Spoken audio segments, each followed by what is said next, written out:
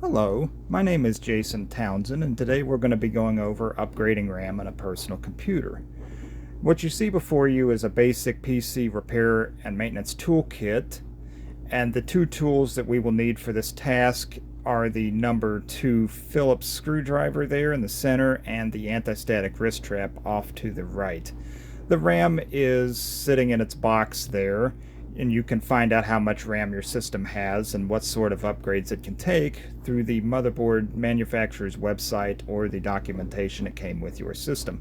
You may want to upgrade RAM if your system is performing slowly after you open multiple programs, as RAM gives programs a fast storage medium that they can be accessed much more quickly by the CPU than if your system does not have enough RAM to hold them all and they have to rerun off of the storage device, the hard drive or the SSD.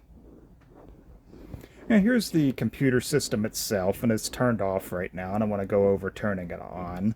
You find a button similar to that on the top or the sides or the front of the computer, and you can press that and it should come right on as long as it's plugged up.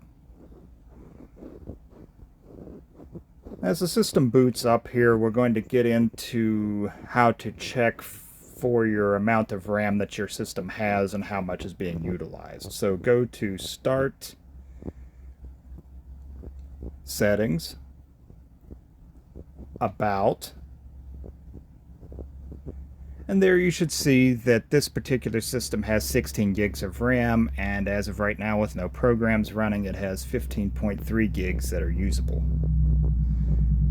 Now we've pulled the system out and we're going to access the back to get ready to shut off the main power there at the power supply. You always want to flip that switch, usually on the back of the computer.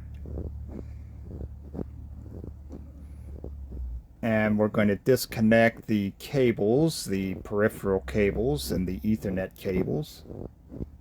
Before we begin work, it's a safety precaution. This is the anti-static wrist strap I mentioned earlier.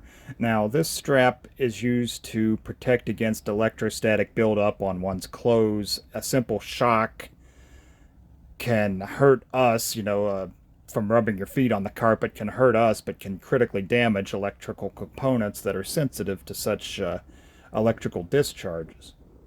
And we're loosening the screws. I didn't need to actually use a number 2 Phillips on this particular case. It had thumb screws, but we're going to attach our electrostatic wrist strap to the metal on the case so the electrons flow away from our clothes, my shirt, and towards the metal, and not the components.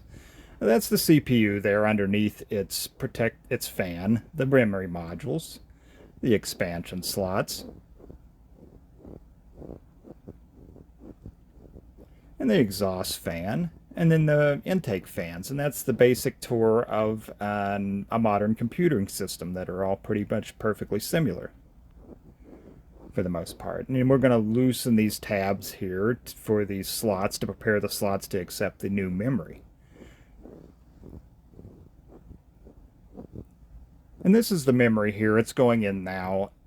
It only fits one way, so you don't have to worry about putting it in wrong. You just have to be a bit careful with it. You want to hear a click when it clicks into place, and that way you know that it's installed properly.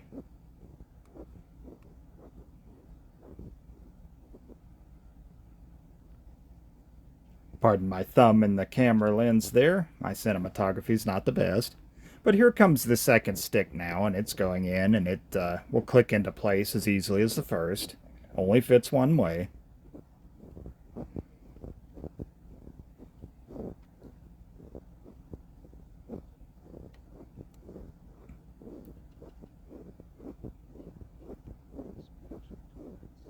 This is the side panel. The side panel has been put back on the case, and I just wanted to emphasize how they sort of slide in, which a lot of them do.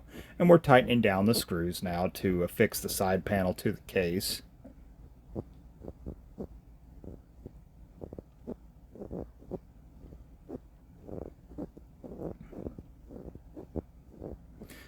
And now we're going to go ahead and reconnect the power cables and the peripheral cables and the Ethernet cable there for internet access.